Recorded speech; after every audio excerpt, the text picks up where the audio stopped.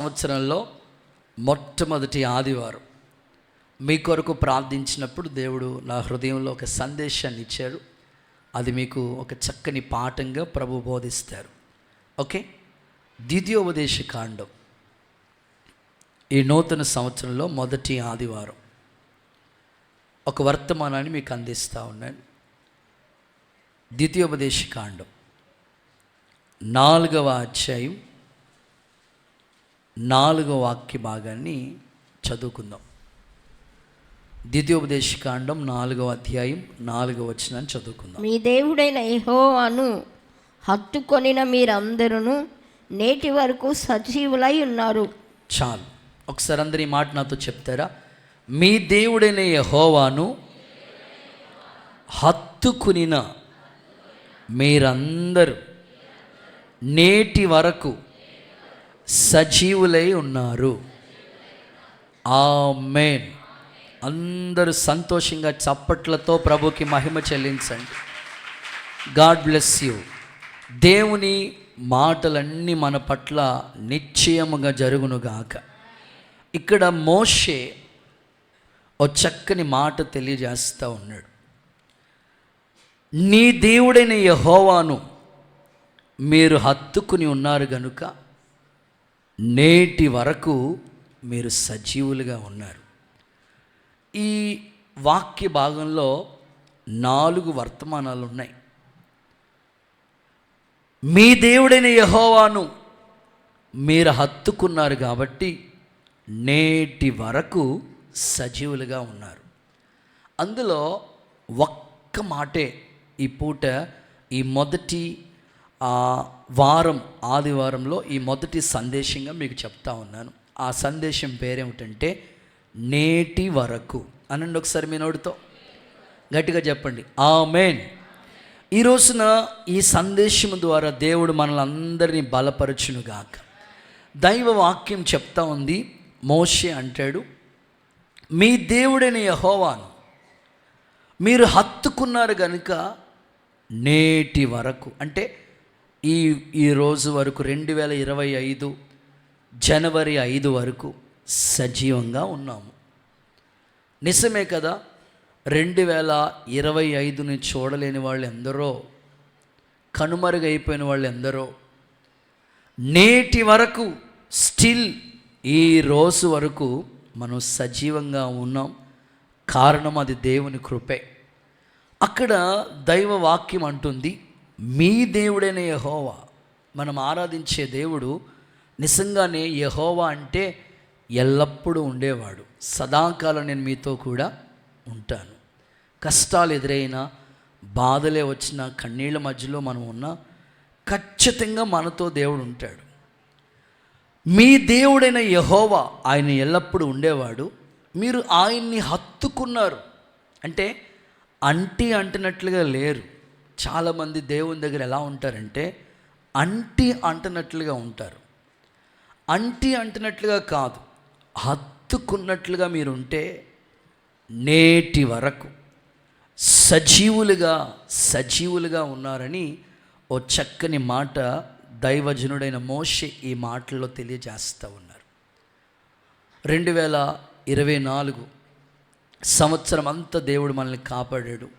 మన ప్రయాణాల్లో, అలాగే ఎన్నో ఆపదల్లో, అనారోగ్య పరిస్థితులు మనకు ఎదురైనప్పుడు, ఒంటరి పోరాటంలో, కలవరాలు కలిగించే శోధనలో దేవుడు నిజంగా మనల్ని తోడై ఉండి సజీవ లెక్కలోనే మనల్ని దాచాడు. పర్టికులర్గా నేటి వరకు, ఈ రోజు వరకు మనం ఇలా ఉండడానికి దేవుడిచ్చిన కృపకు దేవునికే మహిమ కలుగునుగాక. కుడి చేతులు పైకెత్తి ఒకసారి ఆమేన్ అనండి. గతంలో కరోనా 2020 కరోనా వచ్చినప్పుడు ఫస్ట్ వేలో కొంతమంది కనుమరుగైపోయారు.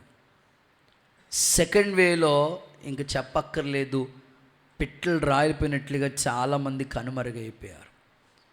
థర్డ్ వే, ఫోర్త్ వే, ఇలాంటి భయంకరమైన పరిస్థితులు మన ఎదుటికి వచ్చినా దేవుడు నేటికి మనల్ని సజీవులో ఉంచినందుకు, సజీవ లెక్కల్లో ఉంచినందుకు నిజంగా మనం ఏమి ఇచ్చినా ఆయన రుణం తీర్చగలం చెప్పండి.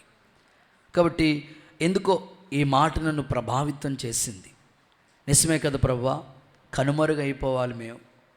ఎన్నో ప్రమాదాలు దాటించాం, ఎన్నో అనారోగ్య పరిస్థితులు దాటించాం, ఎన్నో ప్రతికూలమైన పరిస్థితులు దాటించావు అయ్యా.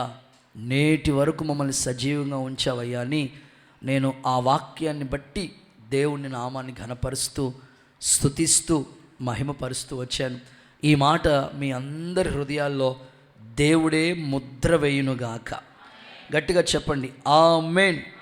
సో నేటి వరకు అంటే బాప్తిసం పొందిన నాటి నుండి,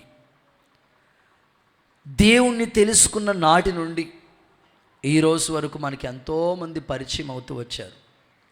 ఎంతోమంది మధ్యలో కనుమరుగైపోయారు, కానీ దేవుడైతే మనల్ని చేయి విడవకుండగా ఈ 2025ను కూడా చూడటానికి ఇలాంటి అనుకూలమైన అవకాశాన్ని దేవుడు మనకి ఇచ్చాడు.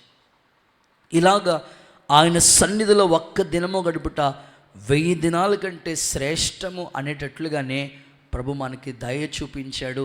ఆ సంవత్సరమును దయాకిరీటం మనకి నిజంగానే ధరింప చేసినందుకు ఏమిచ్చినాం నిజంగా ఆయన రుణాన్ని అయితే మనం తీర్చలేం.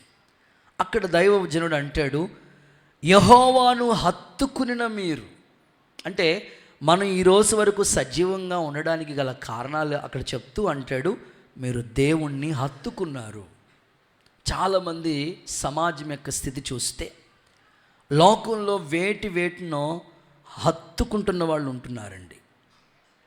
లోకంలో చూస్తే పరిస్థితులు ఇప్పుడు చూస్తూ ఉంటుంటే కొంతమంది లోక సంబంధమైన స్నేహాల్ని హత్తుకుని ఉంటున్నారు, కొంతమంది లోక సంబంధమైన ఆచారాలను హత్తుకుంటున్నారు, కొంతమంది మరికొంతమంది లోకపరంగా సినిమా హాల్లో హత్తుకుంటున్న వాళ్ళు కొందరు, బ్రాందీ షాప్ని హత్తుకునే వాళ్ళు కొందరు. ఆ మధ్యకాలంలో మేము ఆన్ ద వే కార్లో వెళ్ళిపోతూ ఉంటుంటే ఒక చోట ఒక బోర్డు కనబడతా ఉంది, రండి.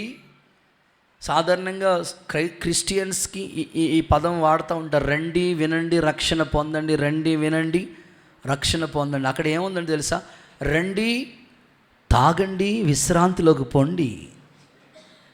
ఎలా ఉందో చూడండి ఇప్పుడు పరిస్థితి. వెల్కమ్ బోర్డు పెట్టారు వాళ్ళు అక్కడ.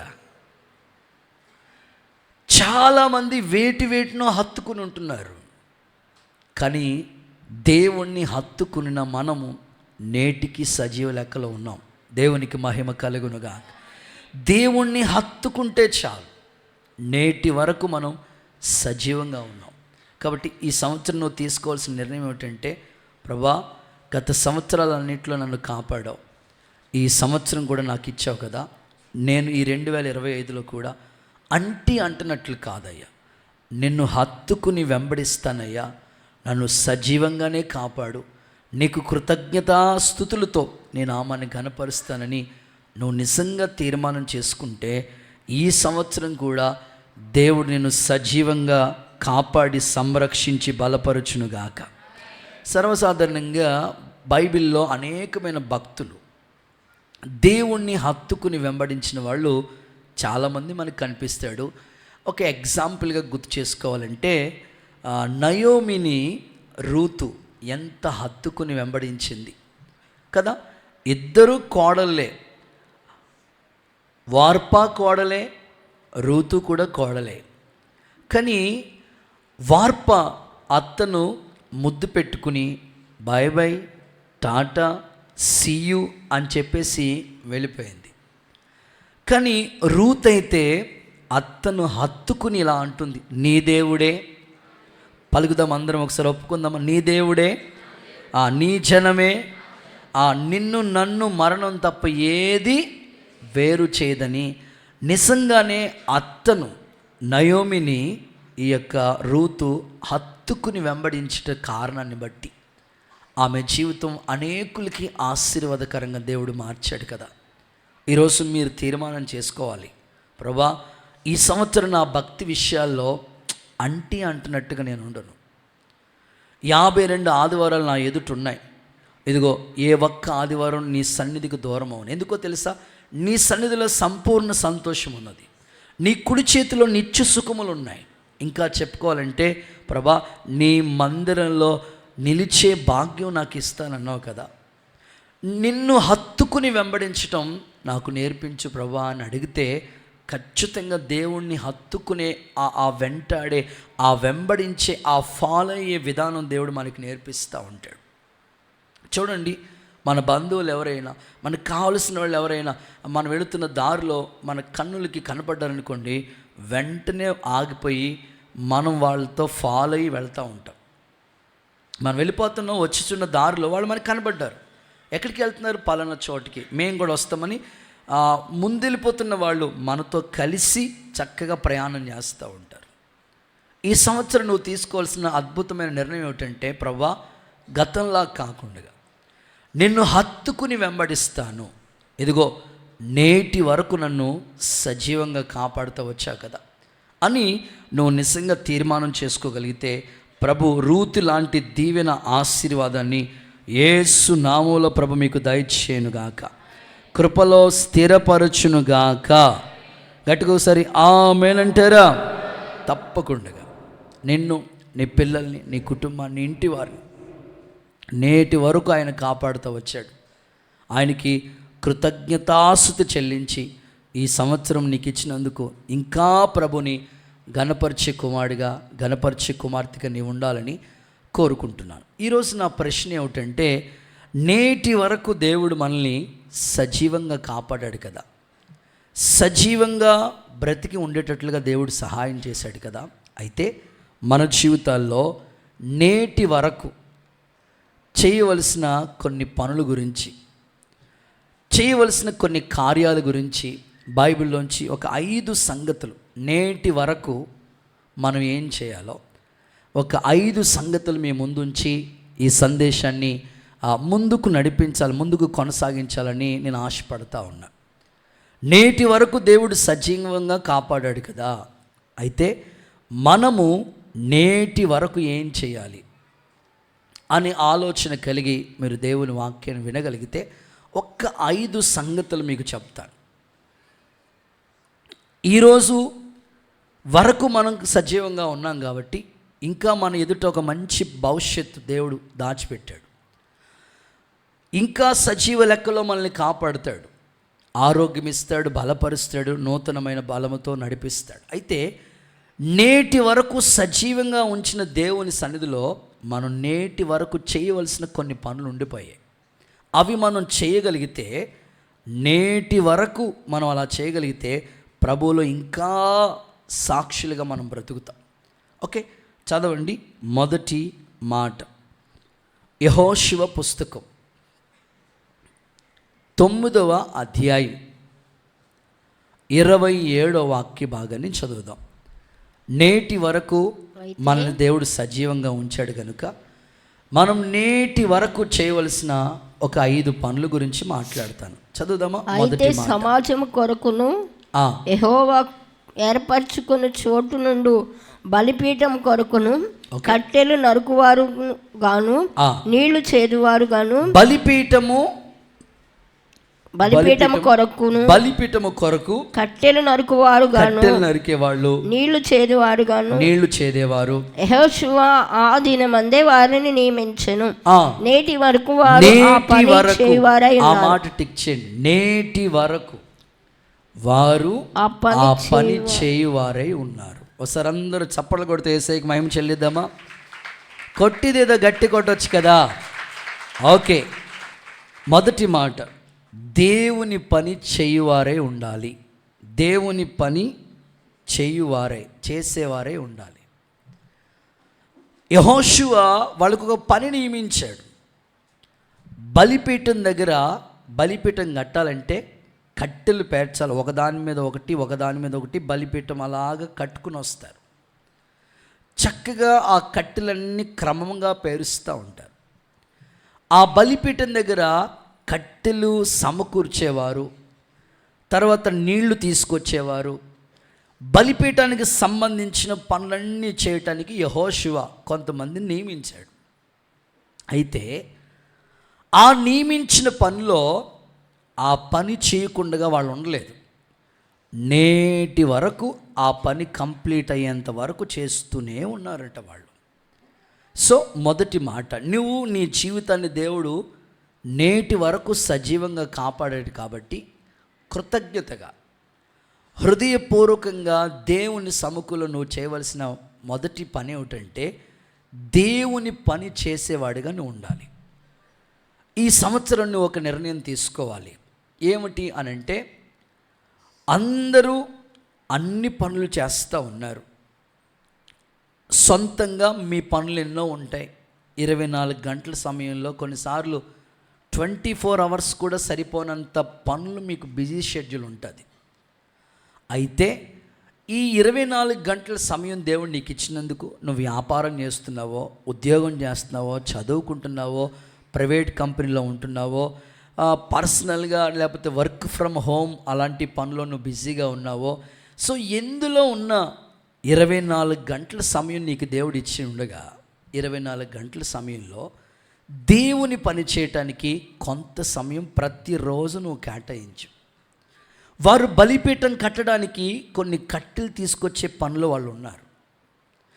నీళ్లు తీసుకొచ్చే పనిలో నియమించిన వాళ్ళు ఖచ్చితంగా ఉన్నారు. వాళ్ళు అక్కడ నేటి వరకు ఆ పని చేస్తూ ఉన్నారంట వాళ్ళు. యెహోషువ అదే మాట్లాడుతున్నాడు. ఈ ఉదయకాలం దైవ సన్నిధిలో కూర్చున్న మీరు, కొన్నిసార్లు మనం ఏమనుకుంటామంటే దేవుని పని అంటే ఆదివారం ఒక్కరోజే వెళ్ళి దేవుని మందిరంలో దండం పెట్టుకుని ప్రార్థన చేసుకుని వచ్చేస్తే సరిపోద్దిలే అనుకుంటూ ఉంటాం. కాదండి, దేవుని పని శక్తికి మించిన పని ఈ సంవత్సరం మనకి ఇచ్చాడు దేవుడు. కోత విస్తారంగా ఉంది, పని చేసేవాళ్ళే కొదువుగా ఉన్నారు. దేవుని సేవకుడిగా నేను మీతో ఆనందించి చెప్పగలిగిన మాట, దేవుని పని చేయటానికి మిమ్మల్ని ఒక పాత్రగా, యజమానుడు వాడుకునే ఒక పాత్రగా దేవుడు చేయబోతున్నాడు. దేవుని పనిలో నువ్వు ఇన్వాల్వ్ అవటానికి నువ్వు ఇష్టపడితే ఖచ్చితంగా నేటి వరకు సజీవంగా ఉంచిన దేవుడు అంతము వరకు నిన్ను కాపాడి నడిపించునుగాక, కృపలో స్థిరపరచునుగాక. అయితే చాలామంది జీవితాల్లో దేవుని పనిని నెగ్లెక్ట్ చేస్తున్న వాళ్ళుగా కనబడతా ఉన్నాం. ఒకసారి మీరు ఆలోచించండి. 2024లో ఒకవేళ చేయకపోతే ఈ 25లో నువ్వు తీర్మానం చేయి, ప్రభా నా ఇంట్లో పని నేను చక్కబెట్టుకుంటున్నాను. ఇంట్లో పని అంటే వంట పని, బట్టలు ఉతికే పని, ఇంటికి సంబంధించినవన్నీ నువ్వు చేస్తూ ఉన్నావు. నీ పని అంటే నీ చదువు, లేకపోతే నీ ఉద్యోగం, ప్రాజెక్ట్ వర్క్, హార్డ్ వర్క్, ఎన్ని వర్క్లు ఉన్నాయో అన్నీ చేసుకుంటున్నావు. అయితే దేవుని పని మాత్రం పెండింగ్ ఉండిపోతుంది. ఈరోజు అలా కాకుండా వారు బలిపీఠం కట్టే విషయంలో దేవుని పని చేశారు. ఈరోజు నేను కూడా ప్రభా దేవుని మందిరానికి సంబంధించిన అది ఏ పనైనా సరే ప్రతిరోజు ఎంతో కొంత సమయం నీ పని చేయటానికి నేను తీర్మానం చేసుకుంటాను. నేటి వరకు నన్ను సజీవంగా కాపాడావు కాబట్టి కృతజ్ఞతతో నేను అలా ఉంటాను అని నువ్వు నిర్ణయం చేసుకుంటే యేసయ్య నీ తీర్మానాలన్నీ కూడా అంగీకరించునుగాక, స్థిరపరచునుగాక. కొన్ని ఉదాహరణలు చెప్తాను, కొన్ని మాటలు మీకు అర్థం అవడం కోసం మీకు చెప్తాను. నేను మీటింగ్స్ కానీ వెళ్తూ ఉన్నప్పుడు ఆ వెహికల్ ఒకటి, ఒక కారు ఒకటి ఉంది, దాని వెనకాల ఆన్ ఓఎన్జీసీ డ్యూటీ అని రాశారు. చెప్పండి ఏం డ్యూటీ అది? ONGC duty. అప్పుడు మనం గుర్తుపెట్టుకుంది ఏమిటంటే అది ఓఎన్జీసీకి సంబంధించిన వెహికల్ అని. దేవుడి దయ వల్ల నేను పరిచర్యకు వచ్చాను. సైకిల్ మీద పరిచర్య చేస్తూ ఉంటుంటే దేవుడు నన్ను ప్రేమించి కరుణించి ఒక 5-6 ఏళ్ల తర్వాత ఒక కొత్త బైక్ ఒకటి దేవుడు నాకు బహుమానంగా పరిచర్యకి ఇచ్చాడు. సరే అని వెనకాల ఒక పేరు రాయించాను, ఆన్ గాడ్స్ డ్యూటీ. దేవుడికి స్తోత్రం చెప్పండి ఒకసారి. వాళ్ళేమో ఏ డ్యూటీ చేస్తున్నారు? ఓఎన్జీసీ డ్యూటీ చేస్తున్నారు. నేనైతే ఆన్ గాడ్స్ డ్యూటీ. ప్రతిరోజు దేవుని పని చేయాలి. నేను ఈరోజు ఈ ఉదయకాలం ఈ మాటలు మీకు ఎందుకు చెప్తున్నానంటే ఆదివారం ఒక్క రోజుకి మీరు పరిమితం అవ్వకండి. ప్రతిరోజు 1 అవర్ అయినా మీరు దేవుని పనిలో ఇన్వాల్వ్ అవ్వటానికి, సమయాన్ని కేటాయించుకోండి. అది మీ కుటుంబానికి దీవెనకరంగా మారుతుంది. కొన్ని ఉదాహరణలు చెప్తాను బైబిల్ గ్రంథంలోంచి. వాక్యం చదివితే పావురం దేవుని పని చేసింది. చేసిందా లేదా చెప్పండి? ఏం చేసింది పావురం చెప్పండి? నోవాహు కట్టిన వాడలో నీటి మట్టం తగ్గిందో లేదో, జలప్రళయం వచ్చి ఇప్పటికే 40 రోజుల నుంచి అంత మునిగిపోయి ఉంది కదా, అసలు నీటి మట్టం తగ్గిందో లేదని కాకిని పంపించాడు నోవాహు. వెళ్ళింది కాకి వెళ్ళింది కానీ తిరిగి మరల రాలేదు. కానీ నోవాహు పంపించిన ఈ పావురం వెళితే ఆ చిన్న తన నోటిన ఒక ఒలీవ కొమ్మ లేకపోతే ఒలీవ ఆకు ఒకటి త్రుంచిన ఆ ఒలీవ ఆకు తీసుకొచ్చి ఆ నోవాహుకి ఇచ్చింది. చూడండి, రెండు కూడా నోవాహు వాడలో ఉన్నవే. కాకి నోవాహు వాడలోదే, పావురం కూడా నోవాహు వాడలోదే. కానీ యజమానుడు చెప్పిన పని కాకి చేయలేదు, అందుకే అది చెడ్డ కాకిగా మిగిలిపోయింది. పావురం అయితే అలా కాదు, యజమానుడు చెప్పిన పని 100% చేసింది. ఈరోజు నువ్వు తీర్మానం చేసుకోవాలి, ప్రభా నేను నోవాహు వాడని పిలువబడుతున్న ఈ సంఘ పరిచయంలో ఉన్నానయ్యా. నిజంగా ఈ సంవత్సరం నీ పని, నీకు ఒకవేళ పాటలు పాడటం వచ్చా, ఎవ్వరు నీకు చెప్పక్కర్లేదు. పాటలు పాడుతున్నప్పుడు వచ్చి క్వైర్లో వచ్చి జాయిన్ అవటమే. నీకు ఒకవేళ ప్రార్థన చేయడం వచ్చా, వచ్చి ప్రార్థనలో ఇన్వాల్వ్ అవటమే. ఒకవేళ నీకు పరిచర్య చేయటం వచ్చా, పరిచర్యలో ఇన్వాల్వ్ అవటమే. నీకు సువార్త చేయటం వచ్చా, సువార్త కరపత్రికలు తీసుకుని దేవుని పని చేయటం. ఇది ఎవ్వరి పని కాదు, దేవుడి పని. కాబట్టి నీ వంతుగా నువ్వు దేవుని పని చేయటానికి ఈ సంవత్సరం నువ్వు తీర్మానం చేసుకోగలిగితే, దేవుడు నిన్ను నేటి వరకు సజీవంగా కాపాడాడు. కాబట్టి ఇంకనూ సాక్షిగా దేవుడు నిలబెట్టునుగాక, ఆశీర్వదించునుగాక. బైబిల్లో ఈ మాట చదువుదాం ఒకసారి. లూకా సువార్త 2వ అధ్యాయం 49వ వాక్యాన్ని ఒకసారి చదవండి. లూకా సువార్త 2:49. త్వరగా చదవాలి మీరు. ఆయన మీరేలా నన్ను వెతుకుచుంటే, మీరెందుకు నన్ను వెతుకుతున్నారు? నేను నా తండ్రి పనుల మీద ఉండవాలని, నేను నా తండ్రి పనుల మీద ఉండాలని మీరెరుగరా? యేసు ప్రభు 12 సంవత్సరాల వయసులో చెప్తున్న మాట ఇది. నేను నా తండ్రి పనుల మీద ఉండాలని మీకు తెలియదా? అంటే ఒక పండక్కి తీసుకుని వెళ్ళారు యేసు ప్రభుని. యోసేపు మరియమ్మ వెతుకుతూ ఉన్నారు, ప్రభు ఎక్కడ కనబడట్లేదు. ఏమైపోయాడు. మన పిల్లలు ఎవరైనా మిస్ అయిపోతే అని అంత వెతికేస్తాం, మొత్తం అంత వెతికేస్తాం, ఎక్కడ కనబడట్లేదు. ప్రభు వారితో చెప్తున్నారు, నేను నా తండ్రి పనుల మీద ఉండాలని మీకు తెలియదా? ఆయన వెళ్ళి దేవాలయంలో అద్భుతంగా బోధిస్తూ ఉన్నాడు. ఈరోజు ఆత్మీయులైన మీరు సంఘం యొక్క సైన్యముగా మీరు పిలువబడుతున్నారు కనుక, షమ్మ సైన్యం, క్రీస్తు స్వరక్తమిచ్చి సంపాదించుకున్న దేవుని సొత్తైన ప్రజలైన మీరు దైవికంగా తండ్రి పని ఒకటి నా మీద దేవుడు ఉంచాడు. నా భుజస్కంధాల మీద నా తండ్రి నాకు ఒక పని ఇచ్చాడు. యేసు ప్రభు అయితే ఆయన భుజాల మీద రాజ్యభారం ఉంది. నీ భుజాల మీద కూడా ఒక దైవికమైన పని చేయటానికి దేవుడిని నియమించాడు. అది దేవుడు నిన్ను ప్రేమించి ఇచ్చిన పని. అందుకోసం ఆ పనిని ఎప్పుడూ నువ్వు నెగ్లెక్ట్ చేయొద్దు. దేవుడు నిన్ను ఎంతో ప్రేమించి నీకోసం ప్రాణం పెట్టే ఆ పని అప్పగించాడు. కాబట్టి దేవుని మందిరంలో దైవికమైన కార్యాలలో ఏ పనిని ఎప్పుడు నువ్వు నెగ్లెక్ట్ చేయొద్దు. బైబిల్ గ్రంథాన్ని చూడండి. కాకి కూడా ఏలియాకి ఆహారం తీసుకొచ్చే విషయంలో దేవుని పని, అప్పుడు కూడా ఆ పని చేయడానికి ఆమె ఇష్టపడింది. చెట్లు, ఒలీవ చెట్టు దేవునిని పని చేయడానికి ఇష్టపడతా వచ్చింది. ఏమండి, గాడిద బిలాము దగ్గర మాట ఇస్తే దేవుడు పనిచేయడానికి ఇష్టపడింది. ఈ విధంగా మనం బైబిల్ చదువుకుంటూ వెళితే ఎందరో దేవుని పనులు వాళ్ళు నిమగ్నమై ఉన్నారు. కానీ మనిషి ఎలా ఉన్నాడో తెలుసా? చూద్దాం. ఫిలిప్పీలకు రాసిన పత్రిక 2వ అధ్యాయం 21వ వచనం చూడండి. ఫిలిప్పీలకు రాసిన పత్రిక 2:21. అందరూ తమ సొంత కార్యములనే చూచుచున్నారు గాని, అందరూ తమ సొంత కార్యాలనే చూసుకుంటున్నారు కానీ యేసుక్రీస్తు కార్యములను దేవుని పని ఎవ్వరు చూడలేదు. అందరూ తమ సొంత కార్యాలే నేను బిజీ అండి బాబు, బిజీ అండి, అందరూ బిజీయే. ఆ బిజీలోనే దేవుడు నీకు 24 గంటలు ఇచ్చాడని, ఆ సమయం దేవుడిదని నువ్వు గుర్తించి దేవుడు సమయం దేవుడికి ఇవ్వటానికి నేను ఇలా చెప్తానండి. 24 గంటల సమయం దేవుడు నీకు ఇచ్చాడు కదా, 2.5 గంటలు దేవుడికి నువ్వు ఇవి.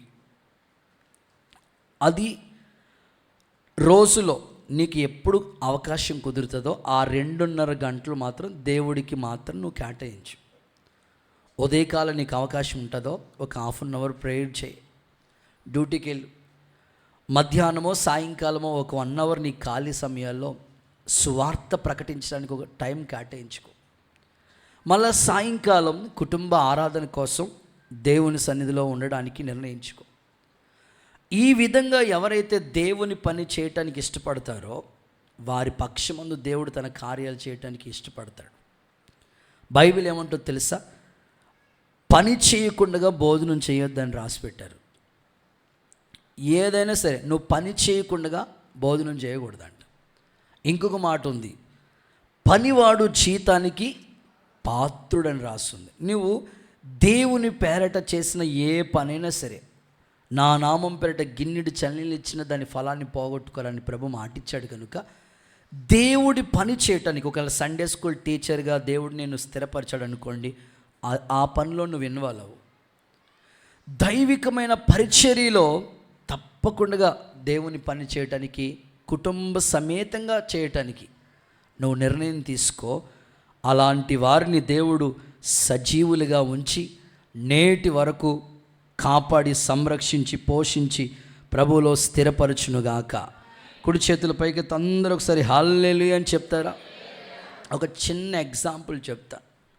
ఒక పాప వాళ్ళ నాన్నకి చెప్పిందట, డాడీ నేను ఆడుకోవటానికి ఒక చిన్నది ఏదైనా పిల్లలు ఆడుకునే దాన్ని ఉంటారు, దాన్ని ఏమంటారు? టెడ్డీ వేరా? కరెక్టేనా? కరెక్ట్గా వచ్చింది. ఓకే, అట్లాంటి బొమ్మ ఉండదు కదా, టెడ్డీ వేర్ లాంటి ఒక బొమ్మ. డాడీ నేను ఆడుకోవటానికి ఒక బొమ్మ ఒకటి తీసుకురా డాడీ అని ఆ పాప వాళ్ళ డాడీని అడిగిందట. సరే మార్కెట్కి వెళ్తున్నాను, సూపర్ బజార్కి వెళ్తున్నాను, వెళ్ళి తీసుకుని వస్తానులే పాపా, ఉండు ఇంటి దగ్గర అని చెప్తే, సరే డాడీ నేను వెయిట్ చేస్తాను, నువ్వు తీసుకొచ్చేదాకా ఎదురు చూస్తాను, వెయిట్ చేస్తాను నువ్వు తీసుకొచ్చేదాకా అని ఆ పాప ఎదురు చూస్తూ ఉందంట. వీళ్ళ డాడీ వెళ్ళాడు, ఆయన షాపింగ్ చేసుకుని మొత్తం మీద వస్తా తెద్దామని డిసైడ్ చేసుకుని ఆ మార్కెట్లో సెలెక్ట్ చేసుకున్నాడు అనమాట. ఏదైతే బాగుంటుందో ఆ పాపకి మంచి ఆ బొమ్మ రెడీ చేసుకుని కొన్నాడు. ఈ పాప ఇంటి దగ్గర వాళ్ళ అమ్మ ఫోన్ తీసుకుని, మమ్మీ ఒకసారి నీ ఫోన్ అని తీసుకుని వాళ్ళ డాడీకి ఫోన్ చేసి, డాడీ నీకు వచ్చేటప్పుడు ఆ టెడ్డీ వేర్ ఆ బొమ్మ తీసుకురమ్మని చెప్పాను కదా, తీసుకొస్తున్నావా? ఇప్పుడే అమ్మ షాప్కి వెళ్ళాను, సెలెక్ట్ చేశాను, కొన్నాను, ఇప్పుడు బిల్లు వేస్తున్నాను అనమాట, తీసుకొచ్చేస్తాను. సరే మర్చిపోకుండా తీసుకురా అన్నది. సరే మొత్తం మీద ఆ పాప చెప్పినట్లుగానే వాళ్ళ డాడీ బొమ్మ కొన్నాడు, ఆ గిఫ్ట్ ప్యాకింగ్ చేయించాడు, చేసుకుని ఇంకా మళ్ళా బండి ఎక్కుతున్నాడు. మళ్ళీ 10 నిమిషాలకి ఫోన్ వచ్చింది, డాడీ తీసుకొస్తున్నావా? అమ్మ ఇప్పుడు బండి ఎక్కుతున్నాను రా, బిల్లు వేయించని బండి ఎక్కుతున్నాను రా అన్నది. సరే ఇక్కడి నుంచి ఒక్క 5 నిమిషాలు ఆ బండి మీద మూవ్ అవ్వి కొంచెం ఒక సెంటర్ దగ్గరికి వెళ్ళి జస్ట్ ఆ సెంటర్లో ఏదో కొందామని ఆగినప్పుడు మళ్ళీ ఫోన్, డాడీ వచ్చేస్తున్నావా? వస్తానమ్మా, నేను ఇంకా రాలేదు, వస్తాను, వచ్చేసేయండి, త్వరగా వచ్చేసేయండి. ఇంచుమించు ఆ పాప వాళ్ళ డాడీ ఆ బొమ్మ తీసుకొచ్చే టయానికి ఇంచుమించు 10 సార్లు డాడీ వచ్చేస్తున్నావా? ఇక్కడ వరకు వచ్చానమ్మా, వచ్చేస్తాను. గేట్లో వచ్చినప్పుడు కూడా ఫోన్ మాట, వచ్చేస్తానండి డాడీ అని. సరే అనుకుని మొత్తం మీద ఆ గిఫ్ట్ ప్యాక్ ఓపెన్ చేసి ఆ పాప ఆ గిఫ్ట్ తీసుకుని చూసి ఆనందంగా సంతోషంగా వ్యక్తపరుచుకుని అలా లోపలికి వెళ్ళిపోయింది. ఇంక వాళ్ళ డాడీని ఏం పట్టించుకోవట్లేదు. ఆ గిఫ్ట్ మా నాన్న తెచ్చాడు, మా నాన్న వల్ల నాకు ఈ గిఫ్ట్ వచ్చింది, ఇంకేమీ పట్టించుకోవట్లేదు. ఆ పాప ఆ గిఫ్ట్ని తీసుకుని లాలీ జో అంటారు కదా చిన్నపిల్లలు, అట్లాగా ఆ పాపతో ఆడుకుంటుంది, ఆ బొమ్మతో ఆ పాప. నేను ఎందుకు ఈ సందర్భాన్ని మీకు గుర్తు చేశానంటే, ఈరోజు చాలామంది క్రైస్తవులు కూడా ఆరోగ్యం లేకుండా దేవుని దగ్గరికి వస్తే దేవుడు ఆరోగ్యం అనే గిఫ్ట్ వాళ్ళకి ఇస్తాడు. చాలామంది సంతానం లేకుండా దేవుని దగ్గరికి వస్తే సంతానం అనే గిఫ్ట్ ఇస్తాడు. చాలామంది కుటుంబాలు ఇల్లు లేక దేవుని దగ్గరికి వస్తే గృహాన్ని దేవుడు వాళ్ళకి బహుమానంగా ఇస్తాడు. ఉద్యోగం లేకుండా వస్తే ఉద్యోగం ఇస్తాడు. వ్యాపారంలో అభివృద్ధి లేకపోతే అభివృద్ధిని ఇస్తాడు. ఏది కావలసింది అడిగితే దేవుడు వాటిని గిఫ్ట్గా ఇస్తాడు. ఇచ్చిన తర్వాత ఆ గిఫ్ట్ ఇచ్చిన దేవుణ్ణి ఎన్నిసార్లు అడుగుతుందో తెలుసా? ఈ పాప ఎలాగ అడిగింది? మార్కెట్ దగ్గర ఉన్నప్పుడు ఫోన్ చేసింది, బజార్ దగ్గర నుంచి ముందుకు మూవ్ అయినప్పుడు ఫోన్ చేసింది. ఇచ్చేదాకా అడుగుతూ ఉంటాం మనం. అది పొందుకున్న తర్వాత ఆ యొక్క ఆశీర్వాదం అనే గిఫ్ట్ మనం పొందుకున్న తర్వాత మరలా మనం దేవుణ్ణి మర్చిపోయి అన్నీ ఇచ్చిన దేవుడి యొక్క పని మనం చేయకుండానే ఆ బహుమానంతోనే తృప్తి పడిపోతూ ఉంటాం. ఒకవేళ నీకు ఉద్యోగం లేనప్పుడు దేవుడు ఉద్యోగం ఇచ్చాడేమో, ఆ ఉద్యోగం ఇచ్చిన తర్వాత దేవుడు పని చేయట్లేదా? ఉద్యోగం లేనప్పుడు చక్కగా ప్రార్థన చేసేదానివేమో, ఉద్యోగం లేనప్పుడు చక్కగా బైబిల్ చదివేదానివేమో, ఉద్యోగం లేనప్పుడు చక్కగా పరిచర్య చేసేదానివేమో. ఒకవేళ వచ్చిన తర్వాత దేవుని పని మానేసావా? ఒకవేళ నీ వ్యాపారం బాగాలేనప్పుడు దేవుణ్ణి అడిగితే దేవుడు నిన్ను అభివృద్ధి చేసిన తర్వాత ఆ వ్యాపారంలోనే అభినందిస్తూ ఆనందిస్తూ ఇన్వాల్వ్ అయిపోయి ఒకవేళ దేవుని పని మర్చిపోయేవేమో. ఇల్లు లేనప్పుడు ఇల్లు ఇస్తే ఆ ఇంటిని చూసి మురిసిపోయి ఇల్లునిచ్చిన దేవుణ్ణి ఒకవేళ మర్చిపోయి ఉన్నావేమో. ఆయన పని చేయటం మర్చిపోయేవేమో. ఒకసారి ఈ సంవత్సరం ప్రారంభ ఆదివారమే ఆరోగ్యం లేనప్పుడు దేవుడు నీకు ఆరోగ్యం ఇస్తే మరి ఆ ఆరోగ్యం ఇచ్చిన దేవుని పని చేస్తానని దేవునితో చెప్పి ఒకవేళ ఆయన పని చేయకుండా ఉన్నావేమో. ఈరోజు ఒక్కసారి నీ మనసులో ఒక తీర్మానం చేయి, ప్రభు నిజమే నాయనా, నేను అనుకున్నాను, అడిగాను, నీవు ఇచ్చావు, ఇచ్చిన తర్వాత నీ పని చేయలేకపోతున్నాను ప్రభు. తీర్మానం చేయగలిగితే మరలా నిన్ను దేవుడు నీ చేతుల్ని బలపరిచి ఆయన పని చేయటానికి యేసు నామంలో నిన్ను బలవంతులాలుగా చేయునుగాక, సాక్షిగా మార్చునుగాక. చూడండి, ఈ వాక్యం చదివిస్తాను. ఫిలిప్పీలకు రాసిన పత్రిక 4వ అధ్యాయం 3వ వాక్యం చూడండి.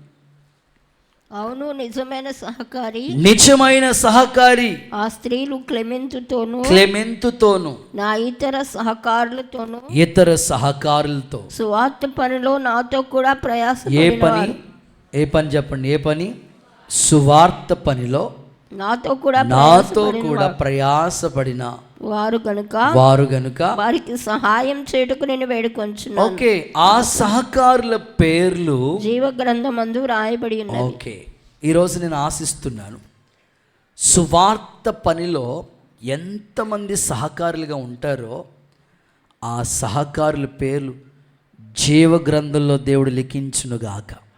గత సంవత్సరం ఎన్నో సువార్త సభలు ఏర్పాటు చేశాం.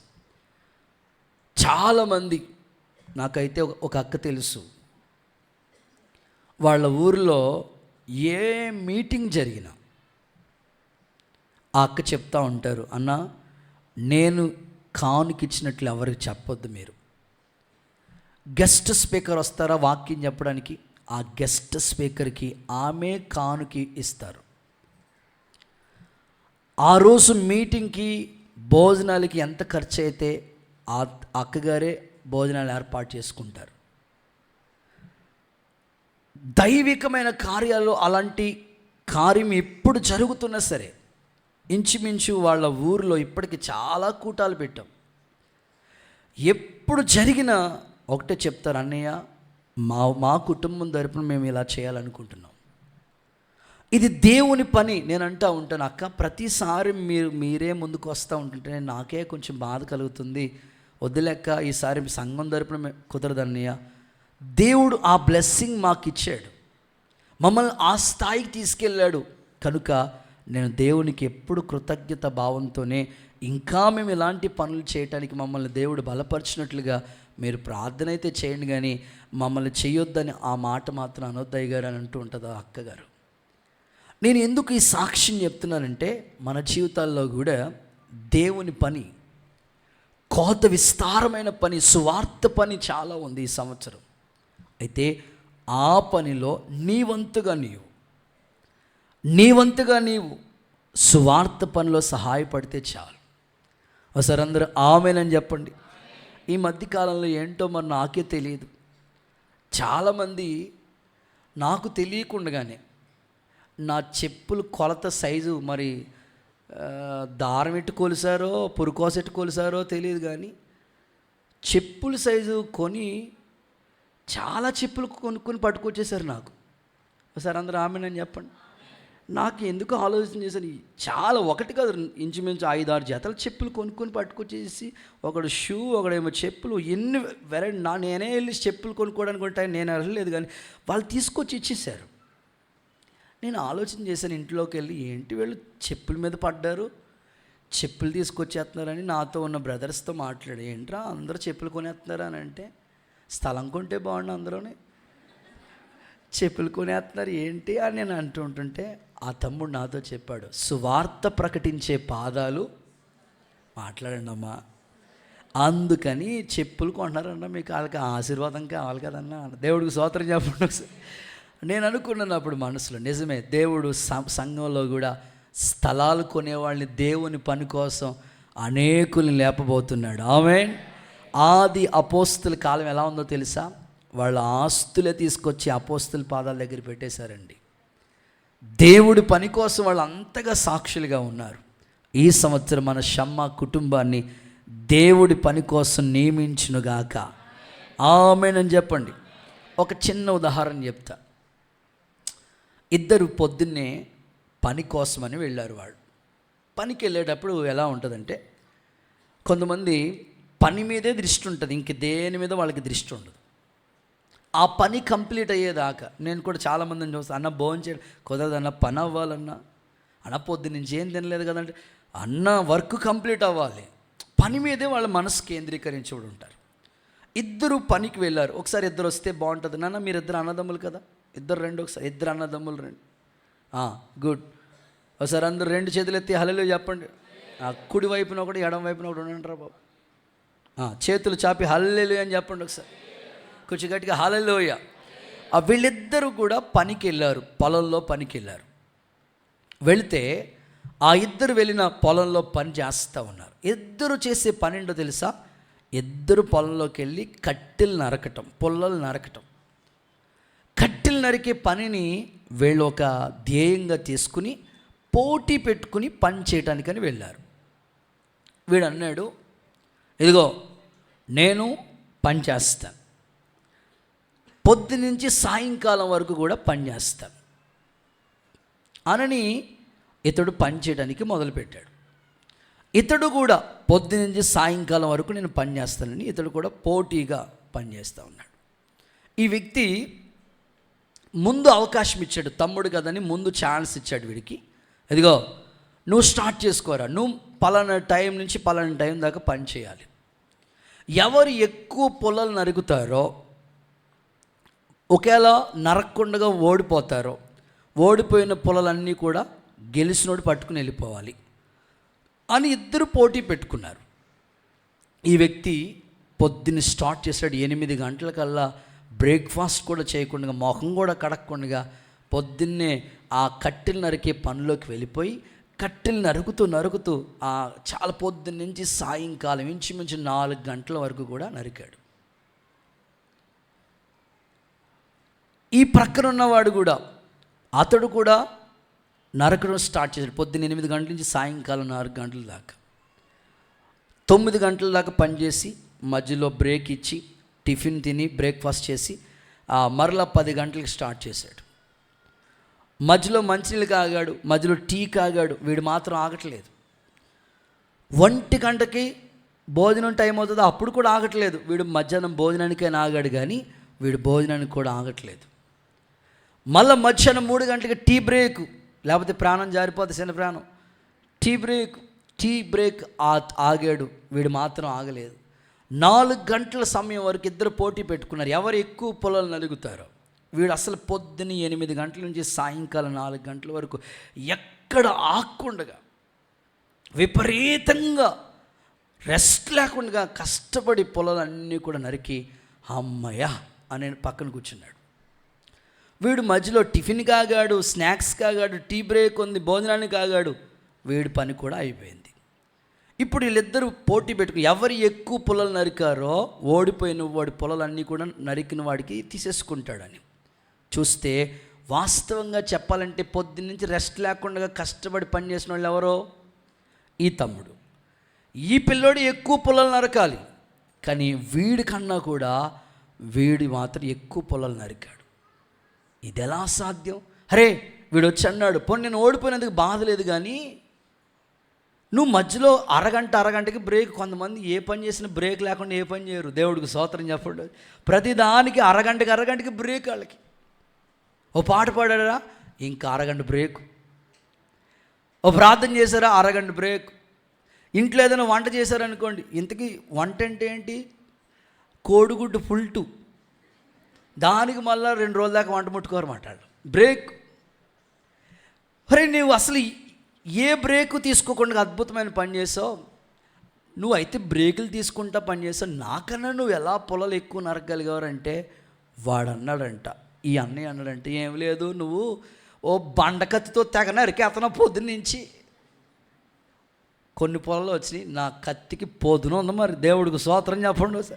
ఇలా నరికితే అలా పొలాలన్నీ తెగిపోయినవి. నువ్వైతే పొదును లేకుండా పని చేసావు, నేను పొదునుతో పని చేశాను అన్నాడంట. ఒకసారి చప్పలు కొడుతూ ఒకసారి ఏసైకి మహిమ చెల్లిదా. కూర్చోండిరా. నేను ఎందుకు ఈ సందర్భం చెప్తానంటే, చాలామంది పని చేస్తున్నారు, పదును లేకుండా చేస్తున్నారేమో. ఒక్కసారి మీ కత్తికి పదును పెట్టండి, దేవుడికి స్తోత్రం చెప్పండి ఒకసారి. యేసు నామములో ఈ సంవత్సరం దైవ కార్యం మీ ద్వారా జరుగునుగాక. దేవుని పనిలో మీరు పాలి భాగస్సులు అవుదురుగాక. గుడ్. 2వ మాటలకు వస్తున్నాను. సెకండ్ వన్, 2వ మాట. నేటి వరకు సజీవులుగా ఉన్న మనం, నేటి వరకు మనం ఏం చేయాలి? 1 చెప్పండి, దేవుని పని చేయాలి. బలిపీఠం కట్టే విషయంలో, నీళ్ళు అందించే విషయాల్లో, కట్టెలు తీసుకొచ్చి ఏ విధంగా దేవుడి పని ఉందో చేయండి. 2 ఆదికాండ గ్రంథం 48వ అధ్యాయం 15వ వాక్యం చూడండి. ఆదికాండ గ్రంథం 48:15. అతడు యోసేపును దీవించి, నా పితరులైన అబ్రహాము ఇస్సాకులు ఎవని ఎదుట నడుచుచుండిరో ఆ దేవుడు నేను పుట్టినది మొదలుకొని నేటి వరకు ఎవడు నన్ను పోషించునో ఆ దేవుడు, అనగా సమస్తమైన కీడుల్లో నుండి నన్ను తప్పించిన దూత ఈ పిల్లలను ఆశీర్వదించు. చాలండి. సందర్భం చూస్తే 2వది దేవుని చేత పోషింపబడాలి అనండి ఒకసారి మీ నోటితో. మీ పక్క వాళ్ళకి షేక్ అండి, చెప్పండి, దేవుని చేత పోషింపబడాలి. ఆమేన్. ఇప్పుడు మనల్ని దేవుడు నేటి వరకు సజీవంగా ఉంచాడు కదా. ఇప్పుడు మనం చేయవలసిన పనుల గురించి ప్రభు మాట్లాడుతున్నాడు. 1 నేటి వరకు దేవుని పని చేయండి. కాలేజీకి వెళ్ళే పిల్లలు కూడా దేవుని పని చేయవచ్చు. కాలేజీ బిజీ అండి, హార్డ్ వర్క్ అండి, ప్రాజెక్ట్ అండి ఉన్నాయి. వాటితో పాటు నువ్వు దేవుని పని, చిన్న డైలీ ప్రామిస్ వస్తుందా, దాన్ని నువ్వు షేర్ చేయొచ్చు. వాక్యం వస్తుందా, పాటలు వస్తాయా, దాన్ని షేర్ చేయొచ్చు. చిన్న పని. సో 2వది ఏంటంటే, నేటి వరకు నేను దేవుడు సజీవంగా ఉంచినందుకు కృతజ్ఞత హృదయంతో నువ్వు చేయవలసిన ఇంకో పని ఏమిటంటే, దేవుని చేత పోషింపబడాలి. మీలో అడగొచ్చు చాలామంది, అయ్యా నేను కష్టపడుతున్నాను కదా అయ్యగారు, ఈ జనవరి నెలలో ఒక టార్గెట్ నాకు ఉందండి. బిజినెస్ చేసే వాళ్ళకి ఒక టార్గెట్ ఉంటుంది. నేను కదండి కష్టపడేది. అవును, నిజంగా కష్టపడేది నీవే. కొన్నిసార్లు నీ కష్టాన్ని చూసినప్పుడు ఏమనిపిస్తుంది అంటే రెక్కల ముక్కలు చేసుకుని రాత్రింబగళ్ళు డ్యూటీలు, ఓటీలు, అన్ని విషయాల్లో చాలామంది కష్టపడి హార్డ్ వర్క్ చేస్తా వాళ్ళు పోషించబడటం, కుటుంబ పోషణ కొరకు వారి పడే ప్రయాస అంత ఇంత కాదు. కష్టపడేది మీరే. అయితే మీలో ఉన్న ప్రాణం, నరుని ఆత్మ యెహోవా పెట్టిన దీపం. దేవుడు మీకు సహాయం చేయకపోతే మనం కష్టపడలేమండి. 2 రోజులు హెల్త్ బాగాలేక మంచాన్ని పడ్డాం అనుకోండి, ఏం చేయగలుగుతాం చెప్పండి? ఆరోగ్యం బాగోకపోతే ఏమీ చేయలేం. అందుకే దేవుని చేత మనం ఎప్పుడు పోషించబడాలి. ఇక్కడ యోసేపును గురించి ఈ మాట రాసి పెట్టారు. వాస్తవంగా యోసేపు చరిత్ర మనందరికీ తెలుసు. అన్నల చేత తృణీకరించబడ్డాడు, గెంటి వేయబడ్డాడు, చేయలేని నింద తన మీద పడ్డది. దేవుడు ఇచ్చిన ప్రతి దర్శనం నెరవేర్పు కోసం ఎదురు చూస్తూ వచ్చాడు. ఒక రోజు రానే వచ్చింది. ఐగుప్తికి అంతటికి ఏలికగా, ప్రభువుగా దేవుడు అతన్ని నియమించాడు. అయితే కనాను అంతా కూడా కరువుతో బాధపడతా ఉంటుంటే అప్పుడు ఐగుప్తులో ధాన్యం ఉందని అన్నలందరూ కలిసి ఆ సమాచారం తెలుసుకుని యోసేపు దగ్గరికి వెళ్ళారు. ఇప్పుడు యోసేపుని దేవుడు ఏ స్థాయిలో ఉంచాడంటే అనేకుల్ని పెంచి పోషించే స్థానంలో కూర్చోబెట్టాడు. 7 సంవత్సరాలు సమృద్ధిగా పంట పండింది. 7 సంవత్సరాల కరువు స్టార్ట్ అయినప్పుడు అప్పుడు ధాన్యం లేకపోతే యోసేపు దగ్గరికి అన్నలు వచ్చారు. ఇప్పుడు యోసేపు సాక్ష్యం ఇస్తున్నాడు, దేవుడు నన్ను పోషించాడు. నేటి వరకు మీరు అదే ఆదికాండ గ్రంథంలో ఇంకొక మాట కూడా చెప్తున్నాడు చూడండి, 50వ అధ్యాయం 21 చూడండి, 50:21. కాబట్టి భయపడకుడి, నేను మిమ్మును మీ పిల్లలను పోషించుదును. మిమ్మల్ని మీ పిల్లల్ని కూడా పోషిస్తాను. భయపడొద్దు. దేవుడు నీకు కూడా ఒక వాగ్దానం చేస్తూ ఉన్నాడు. భయపడొద్దు. పరిస్థితులను చూసి భయపడొద్దు. అనారోగ్య పరిస్థితులను చూసి భయపడొద్దు. కలవరపడొద్దు. నిన్ను, నీ పిల్లల్ని కూడా నేను పోషిస్తాను. ఈ సంవత్సరం దేవుడు నీతో ఈ మాట జ్ఞాపకం చేస్తున్నాడు. ఈ ప్రారంభ ఆదివారమే ఆయన మాటల ప్రకారంగా నడుచుకుంటున్న మీ అందరి జీవితాల్లో నిన్ను, నీ పిల్లల్ని దేవుడు పోషించునుగాక. రాష్ట్రాలే కావచ్చు, దేశాలే కావచ్చు, ప్రస్తుతం ఎటు చూసినా కరువు కనబడతా ఉంది.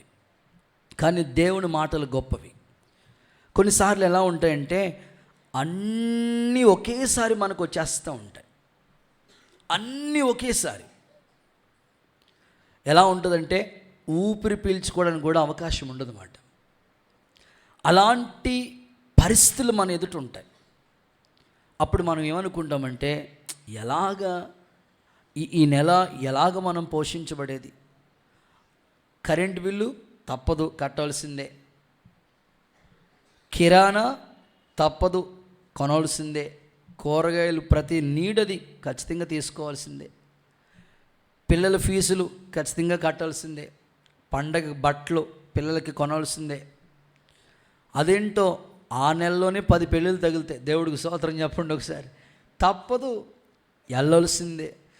ఒక్కసారి అన్నీ మన మీదకి వచ్చినప్పటికీ ఏమనిపిస్తుంది అంటే ఈ నెల ఎలాగ ఇవన్నీ దాటేది ఎలాగా?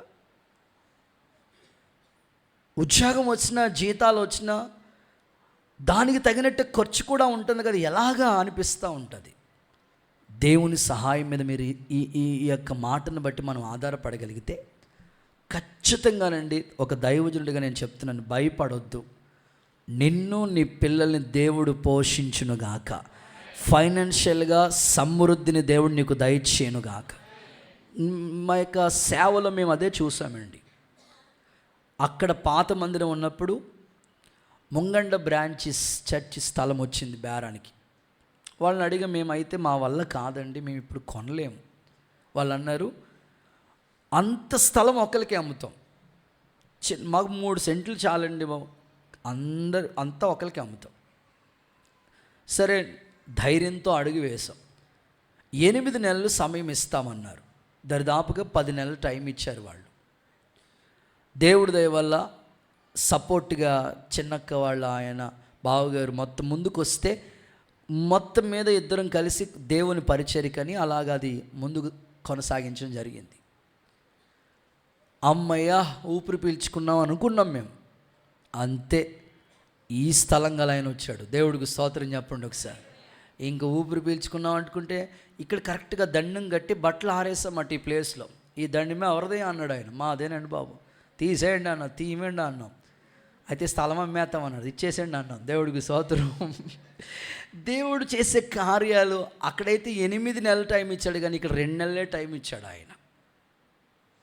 దేవుడు ఎంత గొప్ప కార్యాలు చేశాడో.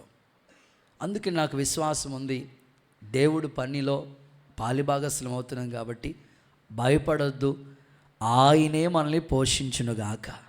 ఈ నెలలో నీకు ఎంత ఆర్థిక సహాయమో సేవలో కావాలి, కుటుంబంగా నీకు అవసరతలు ఉన్నాయో ప్రతి నీడు యేసయ్య తీర్చునుగాక.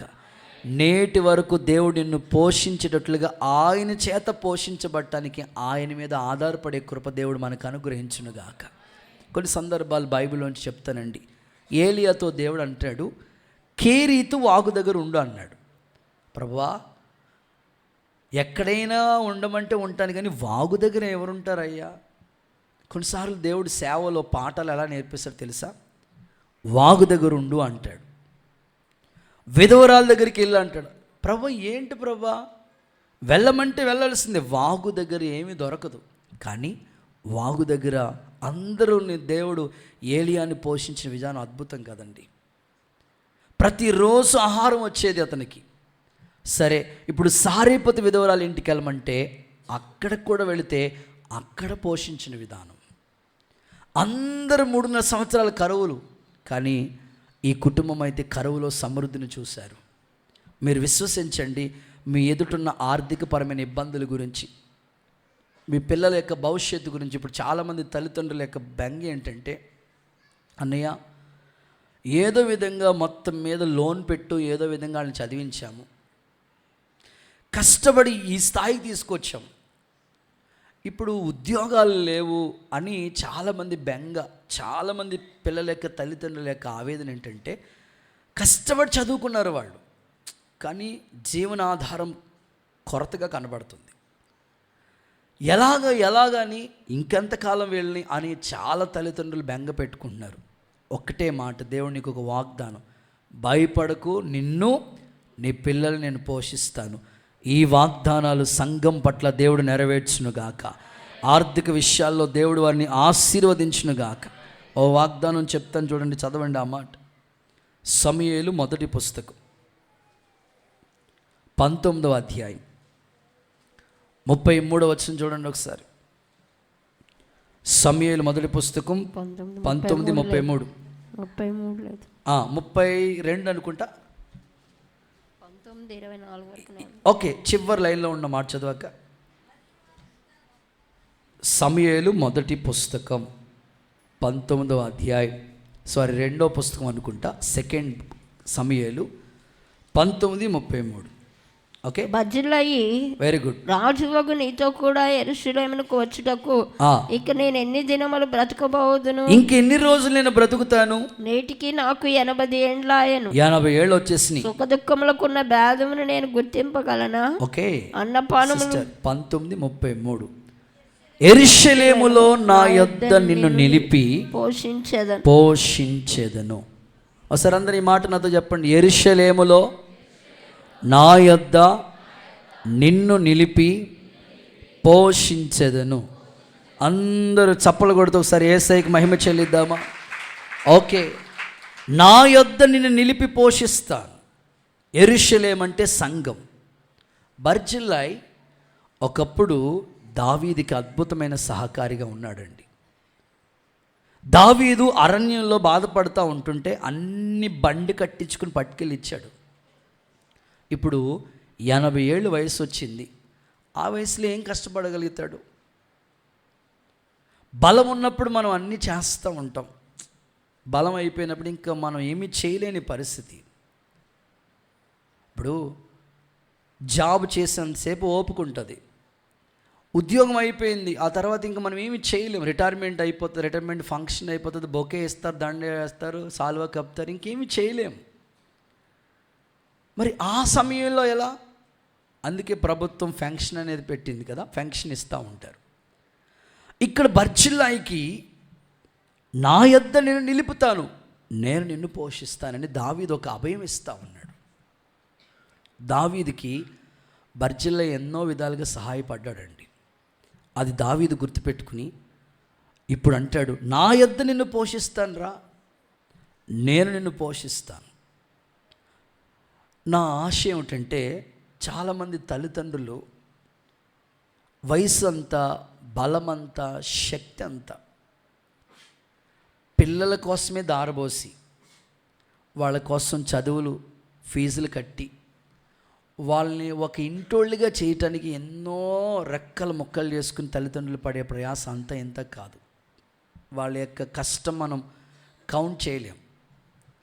అయితే ఎంత బాధను కలిగించే విషయం ఏంటంటే, మన యొక్క ప్రయోజనం కొరకు తల్లిదండ్రులు పడిన ప్రయాస అంత ఇంత కాదు. అయితే వాళ్ళ వృద్ధాప్యంలోకి వచ్చినప్పటికీ ఈరోజు చాలామంది తల్లిదండ్రుల్ని పోషించవలసిన పిల్లలు, వాళ్ళకి వివాహాలు అయిన తర్వాత, కోడలు వచ్చిన తర్వాత, లేకపోతే అత్తవారింటికి వెళ్ళిన తర్వాత చాలా బాధను కలిగించే విషయాలు. ఎట్లాగంటే తల్లిదండ్రుల్ని పోషించడం వాళ్ళకి భారం అయిపోతూ ఉందండి. తీసుకెళ్ళి అనాథ ఆశ్రయంలో జాయిన్ చేసే కుటుంబాలు ఎన్నో కనబడతా ఉన్నాయి.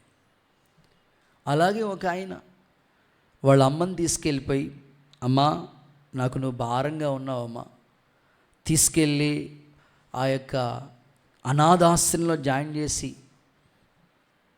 వచ్చేస్తూ ఉన్నాడంట. వచ్చేస్తూ ఉంటుంటే వాళ్ళమ్మ, ఒరే నిన్ను చివరి కోరిక కోరుకుంటానురా, నా కోరిక తీర్చరా అని అడిగిందంట. అడిగితే వాళ్ళ అబ్బాయి అన్నాడట, తీరుస్తాను కానీ నా కోడలికి మాత్రం చెప్పొద్దు అన్నాడంట. సరే చెప్పనులే, తీర్చుతావా, తీర్చు, ఏం కోరుకుంటావమ్మా అని. ఏం లేదమ్మా బాబా, ఈ అనాథాశ్రయంలో ఫ్యాన్లు ఉన్నాయి, ఏసీ లేవునన్నా, ఏసీ లేపి. అమ్మా నీకు ఫ్యానే ఎక్కువ, మళ్ళీ ఏసీ ఎందుకు? అదే నాకు కాదురా, రేపొద్దున నీ కొడుకు కూడా నేను ఇక్కడికి నీకేరా. ఈరోజు చాలా కుటుంబాల్లో తల్లిదండ్రులు భారం అయిపోతున్నారండి. కాదు, నిన్ను పోషించిన తల్లిదండ్రులు నీకు ఎప్పుడు భారం అవ్వకూడదు.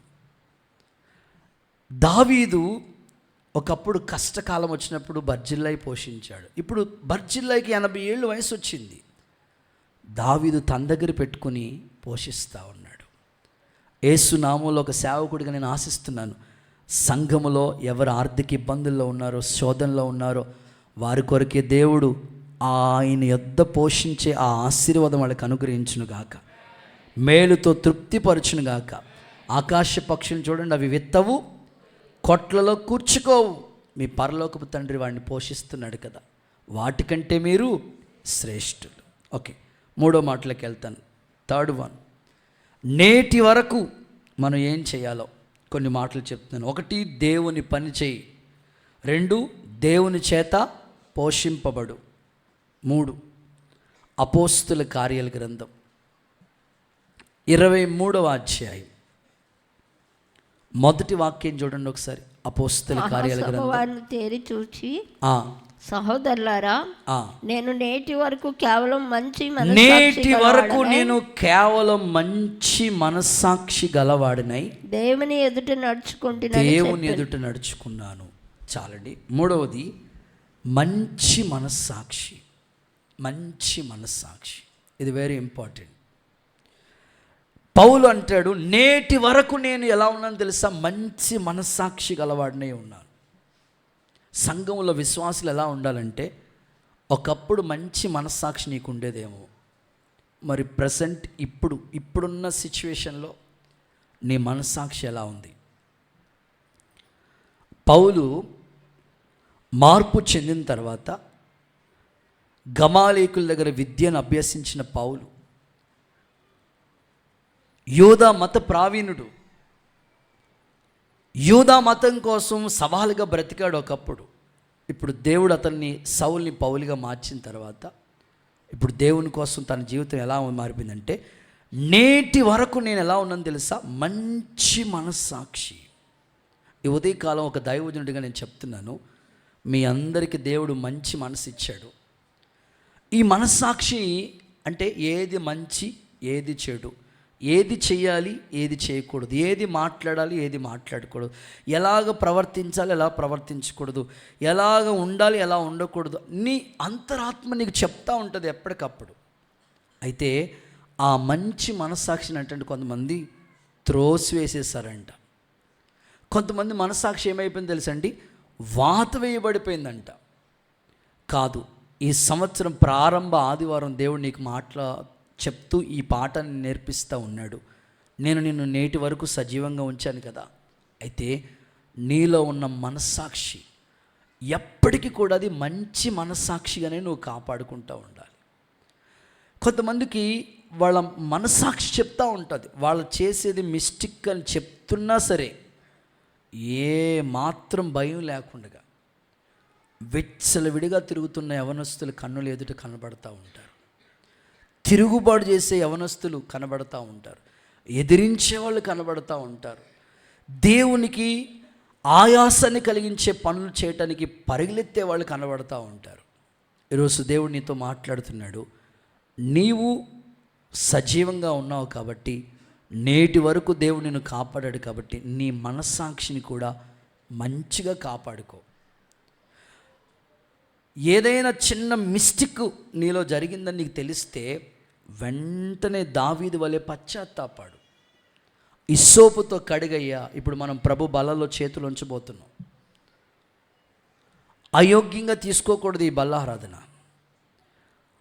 అయిష్టంగా తీసుకోకూడదు ఈ బల్ల ఆరాధన. మంచి మనసుతో, ప్రభా నాలో ఈ లోపం ఉంది, నేను ఒప్పుకుంటున్నాను, విడిచిపెడుతున్నాను, ఇదిగో నీ కనికరం నా మీదకి రానివ్వండి అని మంచి మనస్సాక్షి గలవాడై ప్రభు బలను నువ్వు చేతులు ఉంచితే తప్పకుండా ప్రభు బల్లకి మనం యోగ్యులుగా మారుతాం. కొన్నిసార్లు ఎలా ఉంటారంటే, నా మనసు బాగోలేదండి, నేను ఇంక ప్రభు బలలో పాలు పంపులు పొందనండి, ఆ మొదటి నెలలోనే ప్రభు బల తీసుకోకుండా దూరం అవుతూ ఉంటాం. రెండో నెల వస్తుంది, ప్రభు బల ఆరాధన సమీపించినప్పటికీ మళ్ళా మనసు బాగోలేదండి. అలాగే ఎన్ని రోజులు నీ మనసు బాగోదు? అలా కాదు, మనసు బాగోకపోతే ప్రభు దగ్గర పశ్చాత్తాపడి ఒప్పుకుని ఇక మీదట నేను అటువైపుకి వెళ్ళనయ్యా, మంచి మనసుతోనే ఈ ప్రభు బలలో నేను చేతులు ఉంచడానికి ఇష్టపడుతున్నాను నువ్వు తీర్మానం చేసుకుంటే మంచి మనస్సాక్షిని యేసు నామములో మీకు దయచేయునుగాక. ఒక వాక్యం చదివిస్తాను చూడండి. తిమోతికి రాసిన మొదటి పత్రిక 1వ అధ్యాయం 19వ వాక్యం చూడండి. అపోస్తలుడైన పౌలు, అట్టి మనస్సాక్షిని కొందరు త్రోసివేసి విశ్వాస విషయమై వాడబద్దలైపోయిన వారి వలె, మనస్సాక్షిని కొందరు త్రోసివేసి విశ్వాస విషయంలో వాళ్ళు వాడబద్దలైపోయిన వారి వలె వాడబద్దలైనట్లుగా వాళ్ళు చెడిపోయారంటండి. పౌలు తిమోతి పత్రికలో చెప్తూ వాళ్ళ లిస్ట్ కూడా రాశాడు. విశ్వాస విషయంలో వాళ్ళు మంచి మనస్సాక్షిని కొంతమంది త్రోసివేసి భ్రష్టులు అయిపోయారు. ఈరోజు కూడా చాలామందిని 2024లో నీతో కూడా కూర్చున్న వాళ్ళు ఈరోజు ఒకవేళ సంఘంలో లేరేమో, వాళ్ళు నీతో కలిసి ప్రభు బలలో చేతులు ఉంచిన వాళ్ళు ఒకవేళ లేరేమో. కానీ నేటి వరకు నువ్వు మంచి మనసు కలిగి ఉన్నావు కదా, ఆ మనసు ఎప్పుడు నువ్వు కాపాడుకుంటూ ఉండాలి. ఏదైనా చిన్న లోపం నీలో కనబడిందా, వెంటనే దేవుని దగ్గర దేవుడు చూస్తున్నాడనే పశ్చాత్తాప హృదయంతో ప్రభు బలను నువ్వు సమీపించు. పరిశుద్ధ బల్లారాధన గురించి చెప్పాలంటే దావీదు అంటాడు, ప్రతిష్ఠించబడిన రొట్టెలవి. అబ్యాతార్ అనే ఒక యాజకుడి దగ్గరికి వెళ్తాడు, ఏవైనా ఉన్నాయంటే ఇవి ప్రతిష్ఠించబడిన రొట్టెలు ఉన్నాయా అంటాడు. అయితే ఇవి తీసుకోవాలంటే 3 రోజులు నుంచి శుద్ధీకరణ కావాలి. ఈరోజు మీరు ఒక తీర్మానంలోకి రావాలి. ప్రభువా, నీ మనస్సాక్షి చెప్పిందనుకో, పలానా లోపం, అసూయ, ద్వేషం, పగ, ఈర్ష్య, అవిధేయత, కోపం ఇవన్నీ నీలో నేరారోపణ చేస్తుందంటే వెంటనే దేవుని దగ్గర ఒప్పుకో, పశ్చాత్తాపడు. ప్రభువా, నాకు మంచి మనసుతో ఈ బలను నేను స్వీకరించాలి. కొంతమంది ఈ మనస్సాక్షిని త్రోసేసి వేసుకుని బద్దలైనట్లుగా బద్దలేసిపోయారయ్యా, అలాంటి జీవితం నాకొద్దు అని నిజంగా నువ్వు తీర్మానం చేసుకుంటే ప్రభు ఈ బలలో చేతులుంచే ధన్యత దేవుడు నీకు దయచేయునుగాక, యోగ్యులుగా అర్హులుగా మార్చునుగాక. ఈ వాక్యం వింటుండగానే ప్రభు నీలో పశ్చాత్తాపాన్ని కలుగు చేయనుగాక. ఓ సందర్భం చెప్తా. ఒక రాజు దగ్గర ఒక మంత్రి పనిచేస్తూ ఉన్నాడు చాలా కాలంగా. ఈ రాజుకుండే ఒక ఆలోచన ఏమిటంటే, రాజ్యంలో ఎవరు మిస్టేక్ చేసినా, రాజ్యంలో ఎవరు తప్పు చేసినా ఆయన వెంటనే ఖండిస్తూ ఉంటాడు. ఎవరక్కడా అని పిలిచి తీసుకెళ్ళి వాళ్ళని వెంటనే పనిష్మెంట్ ఇస్తూ ఉంటాడు. కొంచెం జాలి కానీ కొంచెం కనికరం కానీ ఏముండదు రాజుకి, వెంటనే పనిష్మెంట్ ఇస్తాడు అన్నమాట. మంత్రి పనిచేస్తున్నాడు రాజు దగ్గర. ఓసారి ఎవరో ఆ రాజ్యంలో చిన్న మిస్టేక్ చేశాడని తెలిసిన వెంటనే ఎవరక్కడని పిలిచి వాళ్ళని తీసుకెళ్ళి ఆయన ఇంటి దగ్గర కుక్కలు ఉంటే ఆ కుక్కల దగ్గర పడేశాడు. బొచ్చు కుక్కలు, హచ్ కుక్కలు, పిచ్చి కుక్కలు కొన్ని ఉంటాయి కదండి, పడేశాడు అంతే. ఇంక ఎముకలు ముక్కలు ముక్కలుగా చేసుకున్నాయన్నమాట. అవి అంత స్ట్రిక్ట్గా ఉంటాడన్నమాట. ఎవరైనా మిస్టేక్ చేశారు తన రాజ్యంలో తెలిసిందా తీసుకెళ్ళి ఇక అంతే కుక్కల దగ్గర పడేయాల్సిన, అంత స్ట్రిక్ట్గా ఉంటాడు. చివరికి రోజులు గడుస్తూ ఉన్నాయి. మంత్రి గారే చిన్న మిస్టేక్ చేశాడు. స్తోత్రం చెప్పండి ఒకసారి. ఇప్పుడు కథ తందాకా వచ్చింది. మంత్రి గారు చిన్న మిస్టేక్ చేస్తే మంత్రికో రూలు, రాజుకో రూలు, రాజుగారి భార్యకో రూలు ఏమీ లేదు. మంత్రి అయినా రాజుగారి దగ్గర సమానమే. ఎవరక్కడా? ఓకే, తీసుకెళ్ళి జైల్లో ఆ యొక్క కుక్కల దగ్గర పడేయండి, హచ్ కుక్కల దగ్గర, బొచ్చు కుక్కల దగ్గర, పిచ్చి కుక్కల దగ్గర పడేయండి అన్నాడు. మంత్రి కదా, రాజుగారి దగ్గరికి వెళ్ళే ధైర్యం ఆయనకుంది. రాజా, మీరు ఎవరో చెప్పిన మాట విని నేను మిస్టేక్ చేశానని నన్ను తీసుకెళ్ళి ఆ కుక్కల దగ్గర పడేయమన్నారు కదా, ఒక్క వారం రోజులు టైం ఇవ్వండి నాకు. వారం రోజులు మీరు నాకు టైం ఇస్తే ఈ వారం రోజుల తర్వాత మీరు చెప్పినట్లే హచ్ కుక్కల దగ్గర పడేస్తారో, బొచ్చు కుక్కల దగ్గర పడతారు, పిచ్చి కుక్కలు ఎక్కడ పడేస్తారో అక్కడ పడేయండి. 1 వీక్ మాత్రం నాకు టైం కావాలి. ఇన్నాళ్ళు మీ దగ్గర పని చేశాను కదా, 1 వీక్ నాకు టైం కావాలని అడిగాడు. సరే, మంత్రి మీద జాలి కలిగి 1 వీక్ టైం ఇస్తే వారం రోజుల తర్వాత రాజు దగ్గరికి వచ్చి నిలబడ్డాడు. ఒరే ఎవరక్కడ? వచ్చా, తీసుకెళ్ళి వీడిని పడేయండి పిచ్చి కుక్కల దగ్గర అని. పడేశారండి. అది కూడా ఒక స్టేడియం లాంటి ఉంటుందన్నమాట. ఆ స్టేడియంలో పడేశారన్నమాట. కుక్కల దగ్గరికి వస్తున్నాయి, ఇలా చేయి టచ్ చేస్తున్నాయి, ఏమీ తీసుకోవట్లేదు, జాయింట్ లాగా లాగేసుకోవాలి. కాలు టచ్ చేస్తున్నాయి, ఏం చేయట్లేదు. తలకాయని టచ్ చేస్తున్నాయి, ఏం తీసుకోవట్లేదు. వస్తున్నాయి, ఏమీ హాని చేయట్లేదు.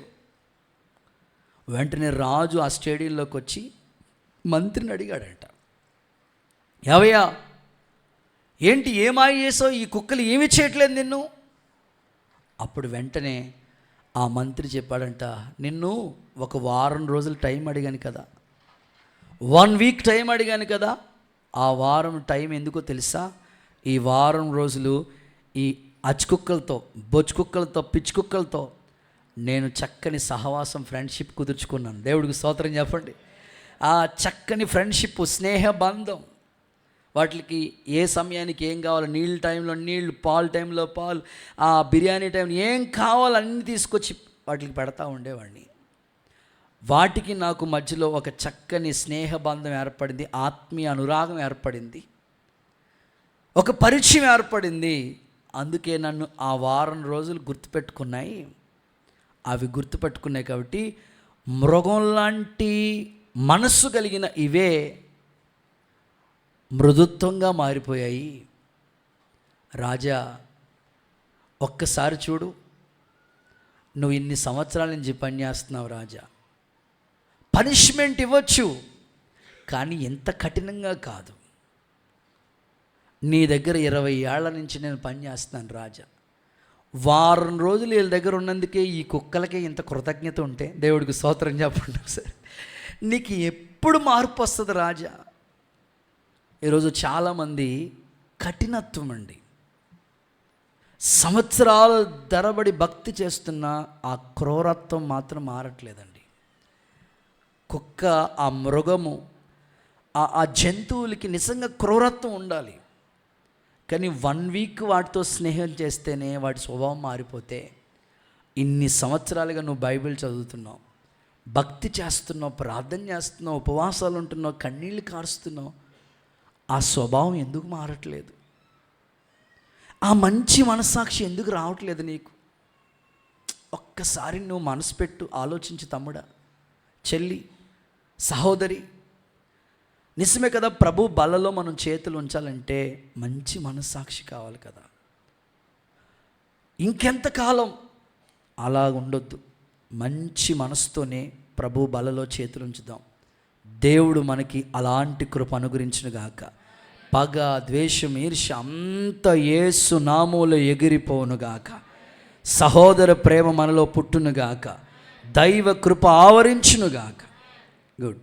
ఇక 4-5 రిఫరెన్స్ ఇచ్చేసి ముగిచ్చేస్తాను. 4వ మాట, యెహోషువ పుస్తకం 14వ అధ్యాయం 11వ వచనం. నేటి వరకు మనం ఎలా ఉండాలి?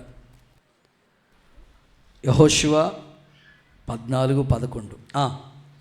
మోషే నన్ను పంపినప్పుడు నాడు నాకెంత బలముండునో నేటి వరకు నాకంత బలం ఉండేది. ఆమెను చెప్తారు ఒకసారి. సో 4వది, దేవుని బలాన్ని పొందుకోవాలి అనండి ఒకసారి మీ నోటితో. ఏమండి, మనకున్నే బలము, ఎంతటి బలవంతులైనా వీక్ అయిపోతాం. ఈ లోకంలో బలం కోసం అదే కరోనా టైంలో 5 గుడ్లు తినేవాళ్ళం. బలం కోసం జీడిపప్పు, కందిపప్పు తినం, బాదం పప్పు, జిల్లేడు పప్పు, అవి ఏం తినవు కదా. మంచి బలం ఉండడం కోసం ఎన్నో ఫుడ్ తింటూ వచ్చాం కదా. పాలు, మాంసం, ఇవన్నీ ఆరోగ్యకరమైనవే. అయితే కాలేబు గారిని మోషే పంపించినప్పుడు ఎంత బలం ఉందో, నేటికి ఇప్పుడు 80 ఏళ్ళ వయసు ఆయనకి, ఇప్పుడు కూడా అదే బలంతో ఉన్నాడంట ఆయన. కాలేబు గారు, మీ బలానికి సీక్రెట్ ఏంటి? Boost in the secret of my energy అంటాడా? కాదు. ఆయన ఒకటే చెప్తాడు, నిండు మనసుతో, పూర్ణ మనసుతో నేను దేవుణ్ణి అనుసరించానంటాడు. ఎవరైతే దేవుణ్ణి పూర్ణ మనసుతో అనుసరిస్తారో, ఫాలో అవుతారో, వాళ్ళకి ఎప్పుడు దేవుడు నూతన బలాన్ని ఇస్తాడు, నూతన ఆరోగ్యం ఇస్తాడు. ఇప్పటికే చాలామంది బలహీనులుగా ఉన్నారు. యేసయ్య మీకు నూతన బలముతో నింపునుగాక. యెహోవా కొరకు ఎదురు చూసిన వాళ్ళు నూతన బలాన్ని పొందుదురుగాక. నేటి వరకు అదే బలం, అలాంటి శక్తితో ఆరోగ్యవంతులుగా సంఘ బిడ్డలను దేవుడు దీవించునుగాక. చివరి మాట, అపోస్తల కార్యాల గ్రంథం 26-22. అపోస్తల కార్యాలు 26-22. అయినను నేను దేవుని వలన సహాయం పొంది నేటి వరకు నిలిచి ఉంటిని. నేటి వరకు నిలిచి ఉన్నాను. చాలండి. ఆఖరి మాట, నిలిచి ఉండాలి. దేవునిలో నిలిచి ఉండాలి. దేవునిలోనే నిలిచి ఉండాలి. కొంతమంది ద్రాక్షవల్లో తీగ నిలిచి ఉంటేనే కదా బహుగా ఫలించేది. దేవునికి వేరే మనం ఏమీ చేయలేం. అందుకని నేను ముగిస్తా ఉన్నాను. దేవుని సన్నిధిని విడిచి వెళ్ళిన యోనా ఏమైనా చేయగలిగాడు చెప్పండి? ఏమీ చేయలేదు. అందుకని నేటి వరకు మనల్ని సజీవుగా ఉంచాడు కాబట్టి నువ్వు నేటి వరకు చేయవలసిన ఒక 5 పనులు నీకు చెప్పాను. 1, చెప్పండి, దేవుని పని చేయి. 2వది, దేవుని చేత పోషించబడు. 3, దేవుని ఎదుట మంచి మనస్సాక్షి. 4 దేవుని బలాన్ని, చివరిది దేవునిలో. సో అన్నిటికీ దేవుణ్ణి ఇంక్లూడ్ చేస్తే చెప్పాను మీకు. అలాగా సాగిపోయే కృప యేసయ్య మనకి నూతన సంవత్సరం మొదటి ఆరాధనలో పాల్గొన్న మనందరికీ దయచేయునుగాక. నేటి వరకు దేవుడు మనల్ని సజీవంగా కాపాడినందుకు ఆయనకే మహిమ కలుగునుగాక. ఈ మాటలు దేవుడు మన వెనుకల్లో దీవించునుగాక. అలాగే